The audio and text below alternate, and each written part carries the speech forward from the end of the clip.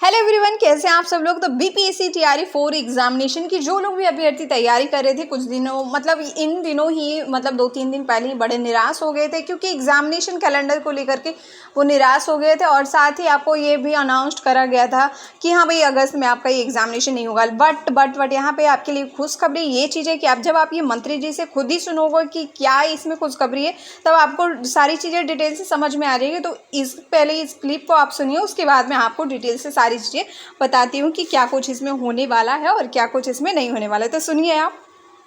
आने वाले दिनों में 1,60,083 और नियुक्तियां होंगी और उसमें जैसा कि एक सदस्य कह रहे थे, कंप्यूटर शिक्षकों की भी संख्या 26,000 होगी। हाँ, तो आप सुन रहे थे यहाँ पे शिक्षा मंत्री श्री सुनील कुमार जी को, जो कि बिहार के शिक्षा मंत्री हैं। तो उन्होंने क्या अनाउंस किया आपने सुन ही लिया होगा। तो ये वाली एग्जामिनेशन जो टीआरई 4 की जो एग्जामिनेशन टीआरई 3 अब जब तक कि आपका हेल्ड कम्प्लीटली ये आपको नहीं हो जाता है तब तक टीआरई 4 का कैसे ही पॉसिबल है ना, आप ये भी समझो। तो जैसे ही ये वाला तो आपको बताया जा रहा है ना, टीआरई 3 आपको अगस्त में क्लियर हो जाएगा। तो यानी कि सितंबर में आपका तो पक्का निश्चित रूप से आ ही जाएगा। और वैकेंसीज भी तो देखो 1,60,000 यहाँ पे कहे गए हैं। और ये कोई मतलब ऐसा हो सकता है कि इसमें थोड़ी बड़ी कमी आ जाए या फिर थोड़ा सा इसमें इंक्रीज भी हो जाए, क्योंकि इसके लिए बहुत सारे बच्चे पहले से ही आपको तैयारी करें, इसके लिए प्रॉपरली आपको टाइम दिया गया था।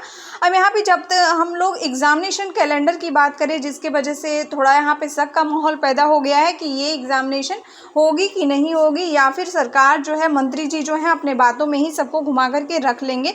तो चलिए मैं आपको सबसे पहले एग्जामिनेशन कैलेंडर की सच्चाई बता दी। तो एग्जामिनेशन कैलेंडर जो है ना आपका, ये आपका मतलब इस बार ही लगा करके आपको शायद थर्ड टाइम चेंज हुआ है, जबकि दिसंबर में भी आपको प्रॉपरली चेंज हुआ था शायद से, जहाँ तक मुझे याद है। सबसे पहला चेंज जो आपको 1 जनवरी को ही एग्जामिनेशन कैलेंडर यहाँ पे आपको प्रोवाइड किया गया था बीपीएससी के पोर्टल पे, ठीक है।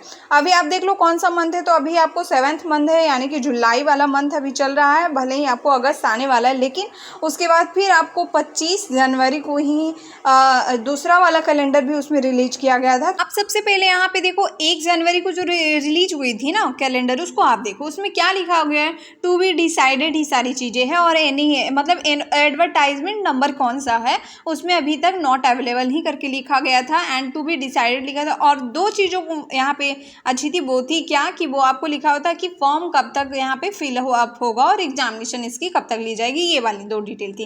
फिर आपको आप ये देखो 25 तारीख वाली आप देख लो, इसमें भी क्या सेम चीज़ें यहाँ पे भी रिपीट किए हुए। अब देखो कैलेंडर बदलने का जो पैटर्न क्या है कि कुछ एग्जामिनेशन हो जाती है, कुछ एग्जामिनेशन का चल रहा होता है, तो कुछ ऐसे समय समय पे आपको ये वाला जो कैलेंडर है ना ये लोग जारी करते जाते हैं।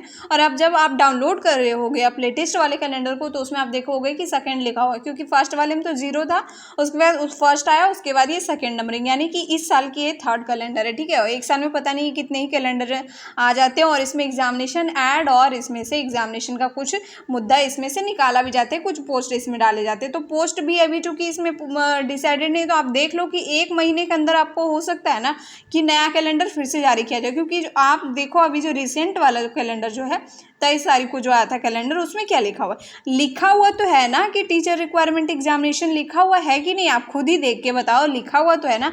बस क्या लिखा हुआ नहीं कि अगस्त में वो होगा कि नहीं होगा, इस चीज़ को लेकर के वहाँ पे नहीं लिखा हुआ। जबकि ये मेंशन आपको पहले ही बार बार करा गया कि एवरी ईयर होगा। इसका मतलब है कि प्रत्येक साल होना है, आप देख पा रहे हो।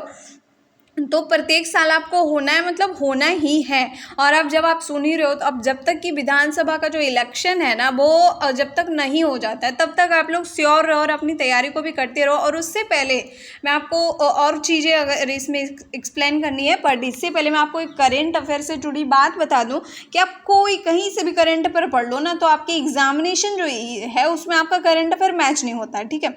अब ये आप किसी भी क्लास के लिए पढ़ो, 1 to 5, 6 to 8 पढ़ रहे हो, 9 to 10, 11 to 12 किसी के लिए भी पढ़ रहे हो, तो उसमें आपका करंट अफेयर को लेकर के प्रॉब्लम हमेशा से रहता है। तो इस बार ही हमने क्या किया है, करंट अफेयर ये जो टीआरई 3 की जो री एग्जामिनेशन हो रही थी है ना, इसमें हमने करंट अफेयर मतलब कि कहाँ से आ रहे हैं और इसको लेकर के मतलब टीआरई 3 जब प्रॉपरली हुआ था उसी टाइम से हमने चालू किया है एक प्रोजेक्ट, जिसपे कि करंट अफेयर के सारे मुद्दों को यहाँ पे हमने लिखा है।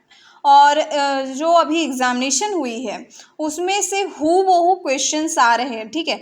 तो मैं और ज़्यादा हमारा वो टॉपिक भी ज़्यादा है नहीं कि उसमें से कि आपको ढेर सारा मिल जाए।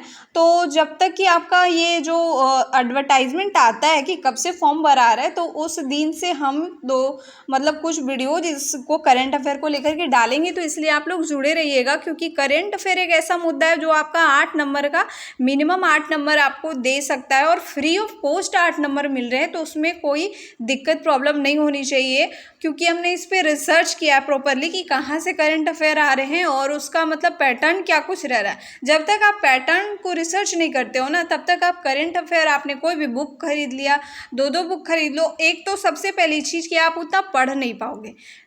ये वाली चीज़ आप उतनी पढ़ नहीं पाओगे उतने जो बुक्स में रहते हैं। और सेकेंड चीज़ है कि अगर पढ़ भी रहे हो तो प्रॉपरली आपको अच्छे से याद रहे, ये नहीं होगा। और श्योरिटी किस में होगी, ये मतलब ऐसे ही हमने उसमें इंक्लूड किया है जिसमें कि श्योरिटी रहे। और कुछ क्वेश्चन जैसे कि आपको सिंपल भी हो सकते हैं जिसमें से कि और अब मैं एक चीज़ बोल दूं कि 7/8 आपका करंट अफेयर में उसमें से ज़रूर हो जाएगा। तो जिनको जो भी इसमें इंटरेस्टेड है कि ये सीरीज करंट अफेयर की लाएं या फिर ना लाएं, इसके लिए कमेंट करना बिल्कुल भी नहीं भूलिएगा, क्योंकि करंट अफेयर का 8 नंबर आपका बनता है। कोई भी एग्जामिनेशन आप दे रहे हो 1 to 5, 6 to 8, 9 to 10 या फिर 11 to 12, ठीक है। अब एग्जामिनेशन कैलेंडर को लेकर के भी जाओ, आपकी चिंता थी कि क्यों इसमें लिखा हुआ नहीं है और आप लोग सोच रहे थे कि TRE-4 नहीं आने वाला, तो हमने आपको प्रॉपरली मंत्री जी का बयान भी सुना दिया है और क्या कुछ इसमें कैसे कैलेंडर आता है और कैसे नहीं आता है, ये सारी चीज़ें भी बता दिए। अब यहाँ पे आप देख लो थोड़ा नज़दीक से एक पेपर क्लिप में यहाँ पे दिखा देती हूँ आपको कि इस पेपर क्लिप में क्या कुछ लिखा हुआ है। तो जो कुछ भी उन्होंने बोला है वही सारी चीज़ें इसमें भी लिखी हुई है कि 26,000 जो है ना, आपको जो लोग भी कंप्यूटर की शिक्षक बनने की जो लोग तैयारी कर रहे थे, तो उनके लिए भी मतलब 26,000 पोस्ट होंगे और ये अच्छे खासे पोस्ट हैं 26,000, है ना। अब इसमें भले कैटेगरी वाइज और नॉन कैटेगरी वाइज किया जाए, और मुझे जहाँ तक उम्मीद लग रहा है कि TRE-4 आपका बहुत ही मतलब ये इसमें ना आपको मुझे लग रहा है कि डोमिसाइल इसमें लागू ज़रूर किया जाएगा। अगर क्योंकि इस बार लागू नहीं किया गया ना, तो ये बिल्कुल ही बेड़ा गर्क करने वाली बात हो जाएगी। और इस बारी मुझे बिल्कुल उम्मीद है कि TRE-4 में आपको डोमिसाइल यहाँ पे ज़रूर लागू किया जाएगा कि केवल यहीं के लोग ही कर पाए। अब क्योंकि TRE-3 में बहुत हंगामा हुआ कि भाई लागू करो, जब आप बीच में बदल सकते हो, एडवर्टाइजमेंट में जो भी शर्तें थी आप उसको बदल सकते हो, तो फिर क्यों नहीं आप लागू कर सकते हो। तो अब चलो हमने इसको भी छोड़ दिया कि चलो तुमने लागू नहीं किया है, लेकिन अब ये जब कोई एग्जामिनेशन शुरुआत से होगी तो उसमें कोई कैसे ही आपको छोड़ देगा। हाँ, और यहाँ पे जबकि लोग बोल भी रहे हैं जो अभ्यर्थीगण है कि चलो भैया अगर आप इस बार ही नहीं करते हो ना, फिर हम लोग आपको देख लेंगे। तो जुड़े रहे हमारे साथ। Thanks for watching.